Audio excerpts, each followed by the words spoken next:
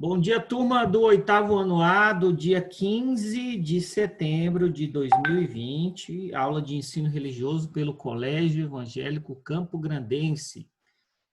Estamos muito felizes de estar aqui com vocês novamente. Semana que vem, semana de prova. O professor vai dar a última aula sobre a série dos heróis. Nós falamos sobre Davi, a importância dele, a sua infância, o seu pai Jessé, a escolha dele como rei, mesmo sendo criança, pelo profeta Samuel. Ele vence o gigante Golias, e aí ele se torna ali um dos guerreiros de Saul, fica muito famoso, Saul fica com inveja gigante dele, já sabia que ele poderia ser um rei, começa a persegui-lo, ele foge para as montanhas, várias pessoas vão com eles, pessoas que também estavam decepcionadas, ele lidera pessoas decepcionadas, monta um grande exército, tem 2 vezes a oportunidade de matar Saul, mas ele não mata, porque ele sabia que ele era um rei escolhido, não precisaria passar por cima de ninguém para que ele chegasse aonde Deus queria que ele chegasse. E essa é uma grande lição para nós, né? Na nossa vida, nós vamos ter várias oportunidades de passar por cima de pessoas. Professor, mas como que eu passo por cima de pessoas? É quando você fala mal de alguém, é quando você conversa com outra pessoa para que aquela pessoa fira a outra pessoa com palavras, é quando alguém tem a oportunidade de ganhar algo e você vai lá e entra no lugar dessa pessoa, falando mal dela. Então, normalmente, na nossa vida, a gente tem várias oportunidades de tomar o lugar de alguém ou de denegrir a imagem de alguém, tanto que é um crime na nossa sociedade você falar mal de alguém, quando você destrói a imagem da pessoa, né? Então, aquilo ali não pega bem, e você tira a moral da pessoa na sociedade e pode prejudicar a vida dela. Ela pode perder o emprego, ela pode se separar do namorado, a mãe dela pode ficar muito brava. Tem casamentos que são desfeitos, né? São empresas que são fechadas, tem pessoas que param de comprar em algum lugar porque falam mal daquele estabelecimento, né? É a calúnia e a injúria. Caluniar alguém, falar mal, denegrir a imagem, né? A decência da pessoa, então, destrói. Davi não precisaria disso, porque aquilo que Deus tem preparado para nós, ninguém vai tirar. Existe uma frase que diz: uma porta que Deus abre, ninguém fecha. Mas também a porta que Deus fecha, ninguém pode abrir. Significa que aquilo que está preparado para você vai ser seu. E aí você destruindo a imagem de alguém pode prejudicar você mesmo. Tá, professor? Então nós fizemos aqui um resumo da história de Davi. E aí nós vamos encerrar a história dele para vocês ficarem assim bem gravados no coração. Algumas lições da parte principal, que ele é mais conhecido por crianças, adolescentes, jovens, adultos e velhos, e pessoas de todas as gerações e de todas as idades, que foi a luta dele contra o gigante Golias. Talvez na Bíblia não tenha uma história com tantas lições, com tanta emoção, ela praticamente é um filme, essa parte da Bíblia. Várias coisas foram feitas, né? Seriados, filmes, desenhos animados, tudo com essa parte, porque na nossa vida todos temos gigantes. E aí o professor vai fazer uma pergunta para vocês: qual que está sendo o seu gigante? Algo que é muito grande, que dá medo de enfrentar, né? Todos vocês vão ter muitos medos. Por exemplo, tem gente que tem medo de tirar a carteira de habilitação, vai ser um negócio muito difícil, porque você tem que fazer as aulas, tem que pilotar, e você escolhe se você quer carro ou moto. No dia dá um medo, a perna da gente treme, a gente chora. Tem pessoas que reprovam, meu cunhado mesmo reprovou 3 vezes. E cada vez que você reprova, são mais de R$1.000 que você tem que pagar tudo de novo, fazer as aulas e tal. Então dá muito medo, esse é um gigante da nossa vida. Aí vem o término das aulas, né? Grande parte dos nossos avós antigamente desistiam de estudar porque é um gigante, você vai estudando, e aí eles tinham que trabalhar e como que consegue fazer as provas, e aí cada ano ia ficando mais difícil, dá vontade de desanimar. Esse é um gigante da nossa vida que a gente passa grande parte. Olha o quanto tempo vocês estão estudando, né? Desde criancinha, vocês lá com 6, 7 anos já começaram a estudar, já estão aí com 13, 14 anos e estão estudando e vão estudar até o 3º ano do ensino médio. E isso vai ser um gigante, vai dar vontade de desistir, a gente não quer estudar para as provas, não quer fazer as matérias, mas a gente precisa enfrentar esses medos. Aí vem o casamento, que é outro medo. Será que a gente vai encontrar uma pessoa certa, uma pessoa que a gente gosta, uma pessoa que gosta da gente? Será que ele vai me bater? Será que nós vamos brigar? Será que a gente vai morar em outra cidade? Aí vem a faculdade, você fala, o que eu vou fazer da minha vida? Será que eu vou ser? Será que a profissão que eu escolhi eu vou ganhar muito pouco dinheiro, vou ser reconhecido, vou passar raiva, vou ser demitido, né? Eu já fui demitido uma vez, eu trabalhei de sorveteiro. Eu fazia sorvete, foi a minha primeira profissão. E aí chegou um dia que o meu patrão falou, olha, eu vou ter que te demitir. É uma coisa muito triste, assim, você fala, meu Deus, e aí, como é que eu vou comprar as coisas? Na época eu estava no 3º ano do ensino médio, eu tinha comprado um anel de formatura. Deixa eu ver se eu acho ele aqui. Olha aí, até hoje eu tenho ele, meu anel de formatura. Foi comprado em 2012. Não, 2002. Esse anel eu tenho desde 2002. Eu paguei ele em 7 vezes de R$ 70. É um anel de ouro. Quando a gente termina o ensino médio, a gente pode ter a opção de ter um anel, tanto na formatura de faculdade quanto no ensino médio. Hoje em dia ninguém faz mais, era só da época antiga. E aí eu paguei nesse anel, na época era muito caro, né? R$ 70 por mês, mas só que em 2002 o salário era 300 e poucos reais, nem 400 não eram. Hoje está mais de 1.000 e poucos, né? Então, eu fiquei muito desesperado, porque como que eu ia terminar de pagar, né? Eu ajudava a pagar na conta de luz da minha mãe. Então, a gente fica desesperado. Foi um gigante na minha vida. Aí ele resolveu manter a sorveteria. Tinham falado mal de mim lá, que parece que o sorvete estava saindo ruim, que eu estava desperdiçando sorvete. E aí foi comprovado que não. E aí ele me restituiu. Então, durante a nossa vida, a gente vai enfrentar vários medos, né? Muitos medos mesmo. Medos, então, da habilitação, medo da faculdade, medo do casamento, medo da profissão. Talvez as coisas mais difíceis que eu falei aqui, o casamento, a profissão e o término dos estudos. Tudo que garante a nossa vida. Porque sem estudo não tem dinheiro, sem dinheiro não... Sem estudo não tem profissão, sem profissão não tem dinheiro. E sem dinheiro a gente praticamente não faz nada, né? A gente não viaja, a gente não compra um carro, uma moto, uma casa, a gente não muda de cidade, muda de país, a gente não vai no cinema, nos parques. Tudo isso, se você é uma pessoa que ganha bem, você vive melhor, porque você tem mais condições, aí você gasta com mais roupas, celulares, compra celular de última geração. Tem adulto que continua jogando videogame, né? Quem gosta de videogame aí dos meninos, normalmente é mais meninos do que meninas, tem meninas também que gostam de videogame, mas tem adultos que mesmo depois de casados continuam comprando comprando videogame. O Natan falou, sem dinheiro nós fazemos nada, o comunismo diz ao contrário. Então, nós vamos tendo que trabalhar e enfrentar os nossos gigantes. Legal, professor, então essa história foi muito boa. Vai ser a nossa prova, vai ser sobre a história de Davi, para você conhecer um pouco mais. E hoje a gente vai conhecer detalhadamente essa história fantástica que está recheada de detalhes, que é a história do gigante. Como que Davi venceu esse gigante? Vamos lá.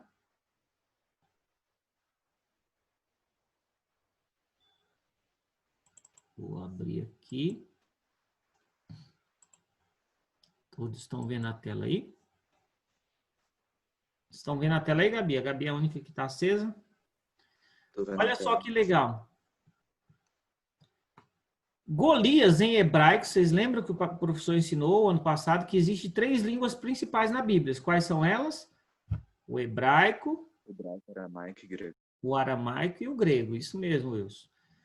Natan. O hebraico, o aramaico e o grego. Então, antes dessas histórias que estão no Velho Testamento, tudo era em hebraico. Olha que legal. Eu já estudei hebraico, porque eu fiz teologia, né? E a gente escreve da direita para a esquerda. Quando a gente está escrevendo no nosso caderno normal, aqui no Brasil, a gente escreve da esquerda para a direita. E lá eles escrevem da direita para a esquerda e de baixo para cima. Então é muito estranho. Você fala, mas como que eu vou começar daqui para lá? Então é ao contrário. E as letrinhas são igual de japonês. Elas são mais desenhos do que letras, né? Aqui, por exemplo, o O nosso é o N. A maioria das letras no mundo tem esse formato, mas o japonês e o hebraico, eles são assim, tipo desenhos, né? Cada pontinho, cada vírgula. Tanto que na Bíblia, quando eles iam escrever, não tinha caneta esferográfica, que é a nossa caneta Bic, né? E todas as canetas, né, que são de hoje, são esferográficas. Deixa eu ver quem chegou aqui, o Pedro de Paulo e o Guilherme hoje. Por que ela é esferográfica, pastor? Porque se você pega a sua caneta, olha aí na sua caneta agora, bem na pontinha dela tem uma esfera, é uma bolinha de ferro, bem pequenininha, mas é uma tecnologia altamente potente. Você olha a caneta hoje, você não... a caneta custa R$1, mas quando lançou a caneta era uma tecnologia assim, meu Deus, poderia escrever, você sabe que com a caneta esferográfica você pode escrever até debaixo d'água. A pessoa lá dentro da água, ela consegue escrever com a caneta, porque ela tem uma esfera e conforme você vai passando no papel, essa esfera, que é uma bolinha, né? Esfera é uma bolinha de ferro. E aí você vai rodando ela e ela vai tirando a tinta e passando, e ela vai rolando e tirando a tinta de dentro da caneta e pintando o seu caderno conforme você vai escrevendo. Isso é demais, né? E como que ela não cai daqui, né? Tem gente que consegue tirar essa esferinha aqui, mas ela é muito difícil, porque o caninho é bem fininho e a esfera é um pouquinho maior do que o cano, então ela não desce, mas tem como quebrar ela aqui e tirar essa esfera que é bem pequenininha, só dá para ver ela mesmo com a lupa ou com o microscópio. Mas tem uma bolinha de ferro aqui que ela vai girando, conforme você vai passando no caderno, ela vai tirando a tinta. Por isso que as nossas canetas, olha aí, ó, elas vão, a minha aqui, ó, já tá mais da metade, a tinta vai descendo, uma tinta bem grossa. E quem já estourou uma caneta, né? Qual é o aluno que nunca estourou uma caneta? Sua bolsa fica toda manchada, porque a tinta é muito forte, né? Suja o nosso bolso, tem gente que estoura dentro do bolso da calça, mancha o caderno, mancha carro, né? Já estourou dentro do carro, os pais ficam loucos com a gente. Então é uma tecnologia muito top. Então o nome Golias, cujo nome significa exilado, né? Lembra da palavra exilado? Toda vez que você é exilado, você é tirado do seu país para morar em outro e você não tem os seus direitos. Então, você é um exilado. Professor, até hoje tem pessoas exiladas, muitas. Toda vez que alguém te persegue, por exemplo, você está lá naquele país lá da Coreia do Norte. Lá, eles perseguem e matam. Muitas pessoas vão para outros países e falam, ele faz um pedido de exílio. Então, você vai morar em outro país, você não vai voltar mais para o seu país, mas também não vão te matar. Então, você tem esse direito de pedir para você não morrer, aí você tem que fugir. Até hoje tem pessoas exiladas. E o nome Golias significava isso. Segundo a Bíblia, teria sido um guerreiro de Gate, lá em 1 Samuel, capítulo 17, versículo 4. Ele media... Professor, ele era um gigante, mas o que é um gigante? Ele tinha 2,83 metros. Ele tinha quase 3 metros de altura. Eu não conheço, né, ninguém dessa altura, mas tem um japonês aí que chegou quase nesse, que é o homem mais alto do mundo. Deixa eu pesquisar aqui qual a altura do homem mais alto do mundo. Vamos ver aqui quanto que ele está medindo. Ó, ele tem 2,51. Olha o tamanhão dele. O homem mais alto do mundo atualmente tem 2,51 m. E o Golias tinha 2,83 m. Por isso que ele era um gigante. Ele era um gigante mesmo, né? Olha aí o tamanho do homem. E se eu não me engano, a pessoa que tá do lado dele é a pessoa mais baixa do mundo, eu Tem acho. aquela menininha, né? Tem uma menininha, É, a menor do mundo. Ela é do tamanho de uma régua. Acho que ela tem uns 60 centímetros, mais ou menos, né? nossa. Ela é muito pequenininha. Eu já vi ela mesmo. Ó, ele chama Sultan Kozen. Então, Golias era realmente muito alto, né? Ele é mais alto do que todos os homens que já existiram até hoje. E a medida daquela época era 6 côvados e 1 palmo. Que legal, né? Olha aí, a menininha é desse tamanho da régua aí, ó. Tem gente que coloca ela na mão, assim. É muito baixinha, né? Vamos ver. Qual que é a altura da pessoa mais baixa do mundo? Ela tem 54,6 centímetros. Mede aí, Gabi. 54,6 centímetros.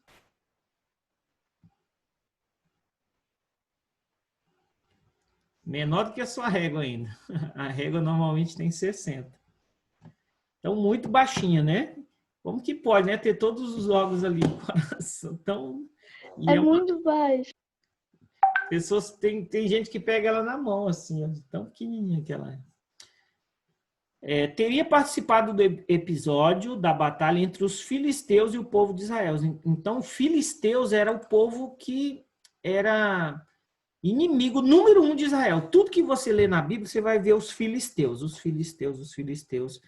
Grava essa palavra que você sabe que é o povo. Falou de filisteu, é briga na certa, né? Antigamente a gente era assim com os paraguaios e os argentinos. Hoje nós somos mais amigos, mas quando tinha jogo do Brasil e do Paraguai, de Argentina, até hoje tem gente que ainda leva essa questão da rivalidade, né? Jogou o Brasil na Copa com a Argentina, dava briga, tinha porrada mesmo. Era um tipo de pessoas que você chega e o sangue já esquenta, já dá vontade de brigar. Então, tem muitas pessoas na nossa vida que eles vão ser assim com a gente. Você tem a escolha de não ser assim com ninguém, mas muita gente vai ser assim com você. Ele olha para você e o sangue dele ferve. Sério, professor? Então tem gente que tem vontade de me dar um soco? Sim, sempre vai ter alguém. Mas, professor, eu não fiz nada. Exatamente, por isso. Porque você às vezes é bonita, porque você é inteligente, porque você toca um instrumento, porque você é uma pessoa muito legal, porque você é uma pessoa que se comunica bem, ou que você tem muitos amigos e essa pessoa não tem, ou que você tem muitos recursos, leva dinheiro para a escola, então come lanche, ele pode ter inveja do seu lanche, da sua bolsa, dos seus materiais, se você tem uma caneta diferente, se você é uma pessoa que tem os dentes bonitos, né? Tudo isso, sempre vai ter alguém que vai olhar para você e você vai ter algo que ele não tem e ele vai sentir inveja de você. E a vontade dele é de te bater, de te prejudicar. Tem gente que não dá soco, mas ele fala mal de você, ele vai lá e dá um dislike no seu vídeo no YouTube, ele vai lá no seu Facebook e denuncia você para você perder relevância. Ele vai te prejudicando, né? Se alguém está gostando de você, ele vai lá e fala, essa pessoa aí não vale nada, não sei o quê. Fala mal de você para o professor. Então, na nossa vida, a gente tem alguns inimigos. Professor, significa que eu posso ser inimigo de alguém? Não, significa que alguém pode ser seu inimigo, mas você não vai ser o inimigo dela. Eu sempre falava isso. Aquela pessoa ali não gosta de você. Problema dela, mas eu não vou também ser inimigo dela. Se ela quiser ser minha inimiga, tudo bem, mas se ela também quiser só ser minha inimiga, eu não vou guerrear contra ela, entendeu? Não é porque uma pessoa declara seu inimigo que você vai contra-atacar. Só se ela realmente for te prejudicar e você vai se defender na questão de contar para a diretoria, para os pais dela, né? Ou você vai ter que se defender em algum momento do ataque, não atacando, né? Mas correndo atrás dos seus direitos. Então ele teria participado do episódio da batalha entre os filisteus e o povo de Israel e tendo sido, na ocasião, defrontado e morto por Davi. Então, era um gigante totalmente invencível, né? Segundo a narrativa do livro de 1 Samuel, capítulo 17, Golias era um homem de grande estatura na cidade de Gate e um soldado campeão dos filisteus. Então, ele já tinha vencido algumas batalhas, né? Não era uma pessoa amadora. O texto massorético, ó, o que é o texto massorético? Ó, é o texto hebraico da Bíblia utilizado com a versão universal do Tanakh para o judaísmo moderno, também como fonte de tradução para o Antigo Testamento da Bíblia cristã, inicialmente pelos protestantes e modernamente também por tradutores. Então, é o texto da Bíblia utilizado com a versão universal, chama massorético, que é o texto mais encontrado nas versões traduzidas na Bíblia para o português. Afirma que Golias tinha 6 côvados e 1 palmo, ou seja, ele tinha em média 2,92 até alguns falam que até 3 metros ele tinha.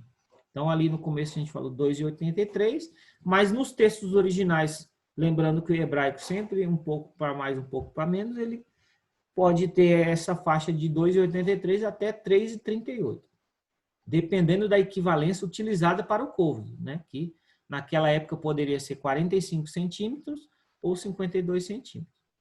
Professor, então a nossa medida sempre está mudando? Sim, por exemplo, o seu celular tem quantos gigas? Ah, professor, meu celular tem 16 gigas, 32 gigas, ou o meu tem 64 gigas. Significa 64 mil megabytes, que é a nova medida nossa. Antigamente ninguém, você fala, mãe, me dá 1 giga de feijão. É 1000 feijão, né? Me dá... Esses dias eu perguntei, eu fui comprar uma câmera fotográfica. Eu falei assim, quanto que está custando a sua câmera fotográfica? Ele falou assim, 2K.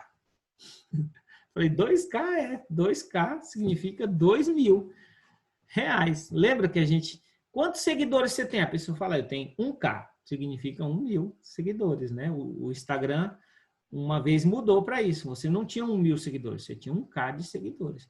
Então, a nossa regra de medidas, elas vão mudando. Então, hoje tem o megabytes, o gigabytes e o terabytes. Por exemplo, eu tenho um HD aqui que é 1 terabyte, significa 1000 gigas.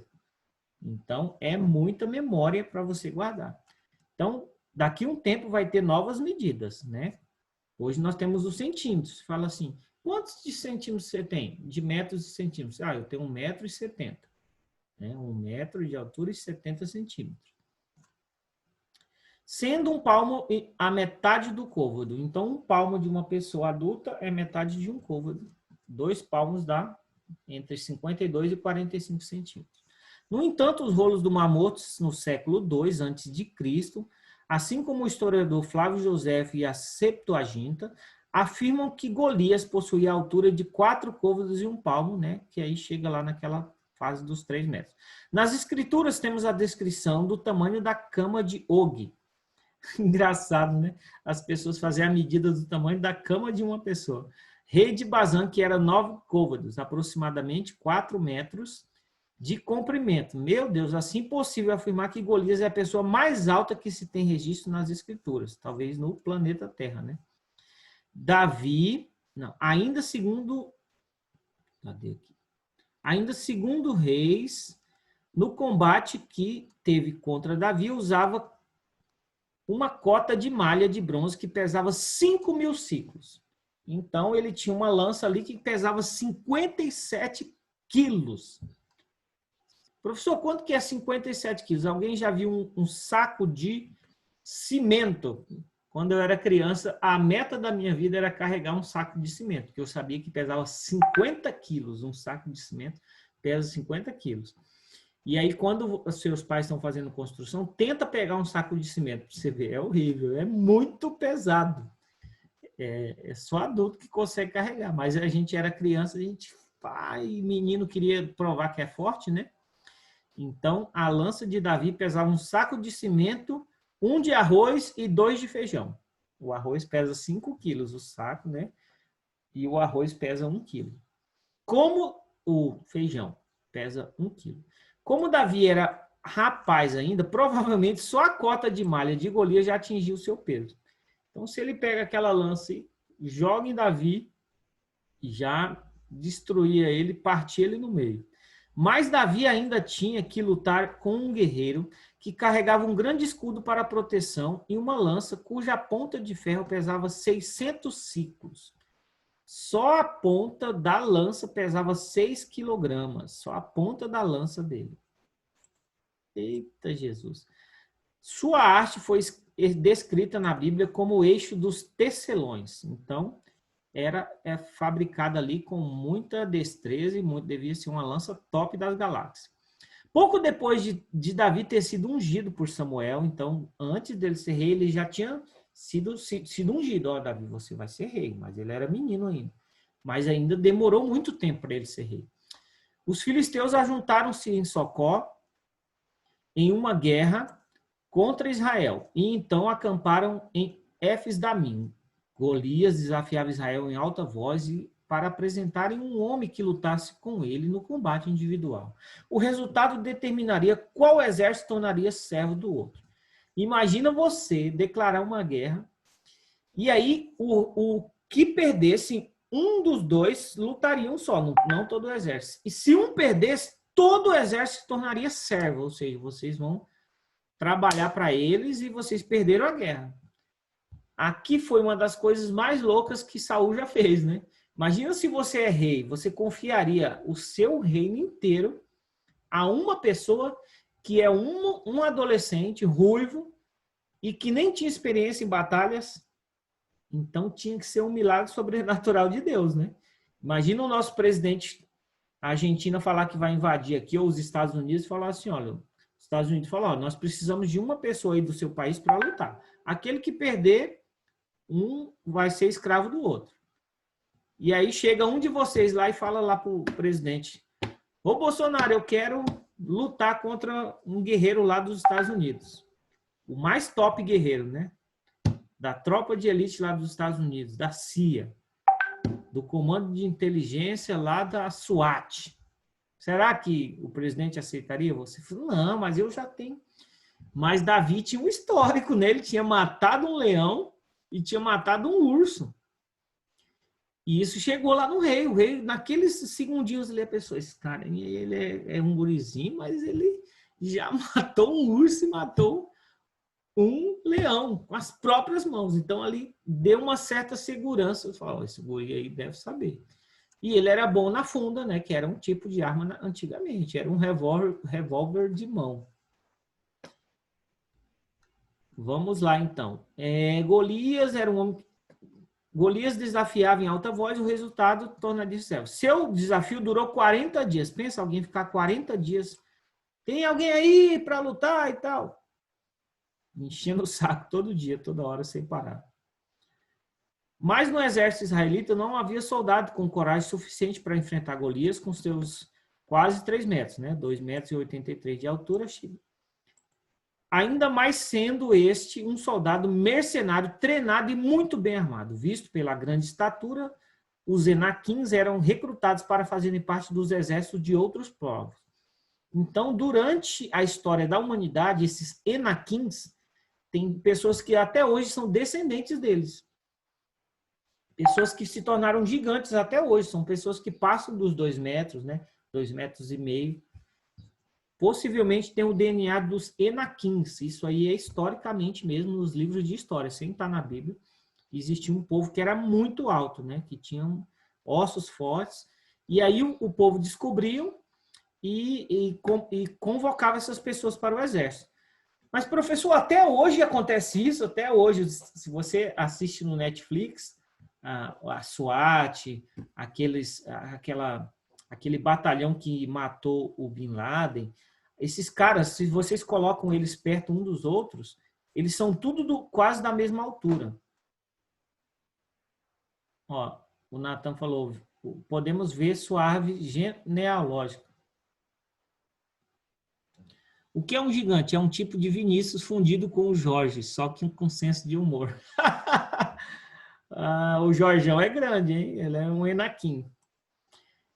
Então, professor, até hoje presidentes escolhem para a tropa de elite pessoas altas e fortes, sim. Nos Estados Unidos, você pega as pessoas que mataram o Bin Laden, os caras são muito altos. Eles passam por treinamento de fôlego, de altura, de peso, de velocidade, de visão. Testa a visão deles, o quanto eles alcançam, né, de distância.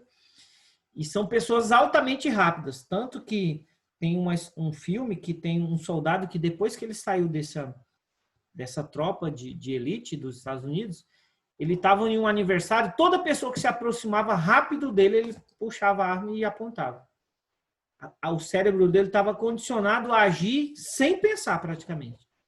Então, eles eram capazes de... Qualquer pessoa que se movimentava rápido em direção a ele, ele tirava a arma e apontava. Aí levaram ele para o psiquiatra, que ele já estava...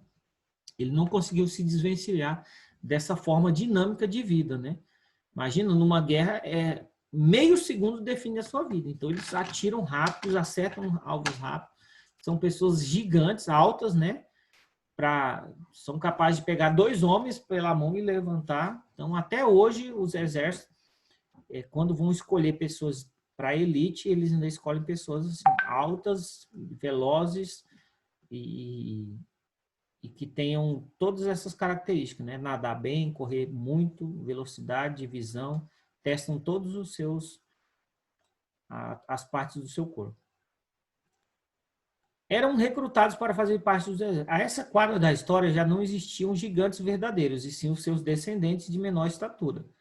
Inclusive, o próprio Golias não é apresentado como gigante, sim um homem de grande estatura, porque os Enaquins já tinham morrido, então os descendentes deles ainda continuavam sendo altos. O que nos leva a crer que os judeus sabiam distinguir os antigos gigantes de estaturas provavelmente maiores.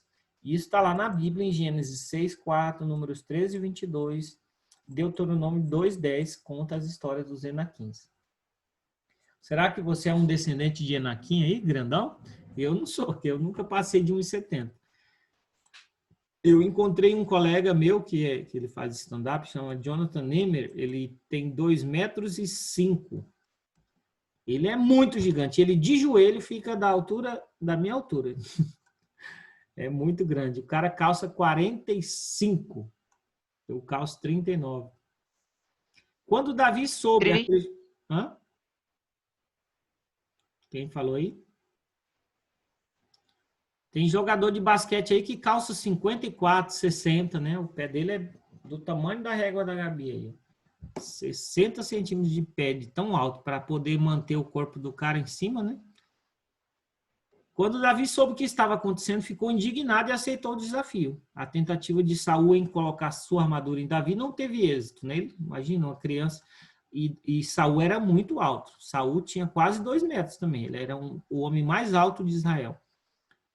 Porque ele nunca tinha usado aquele equipamento. Davi foi apenas com a funda e algumas pedras lisas que pegou em um rio próximo ao encontro com Golias. Então, durante esse percurso, ele pegou lá. 2 minutos para encerrar a aula, vamos lá. Invocando o nome de seus deuses para o mal contra Davi, Golias riu-se dele, viu aquela criança, né, aquele adolescente, perguntando se por acaso ele era um cão para que viesse a ele com cordas, referindo-se a uma funda que Davi usava. Porque normalmente cachorro que você combate com pedra e com corda. Né? Davi respondeu, tu vens a mim com espada e com lance e com dardo, mas eu chego a ti com o nome de Jeová dos exércitos, o Deus das fileiras combatentes de Israel, de quem escarneceste. Então, aqui ele venceu a batalha com essas palavras, não com a funda. Ele falou, eu não vou lutar contra você no meu nome, eu vou contra o nome de Deus, de Jeová, a quem você escarnece, a quem você xinga. Porque Golias estava falando que o Deus deles não era de nada. A pressão de Davi pegou uma pedra e atirou com a funda e ela penetrou na testa de Golias.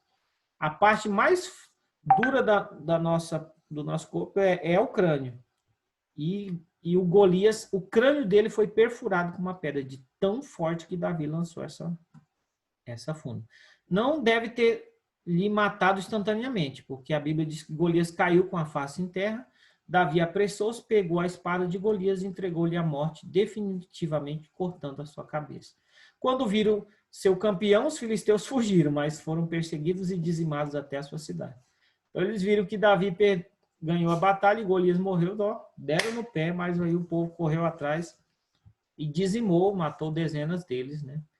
Então aqui Davi fica muito famoso e aí ele começa todo aquele percurso do reinado dele, se tornando o maior guerreiro de todos os tempos. Qual que são as suas batalhas? Quais serão os seus gigantes? Estão preparados? Boa prova para vocês. Semana que vem tem provas. É um gigante para nós vencermos.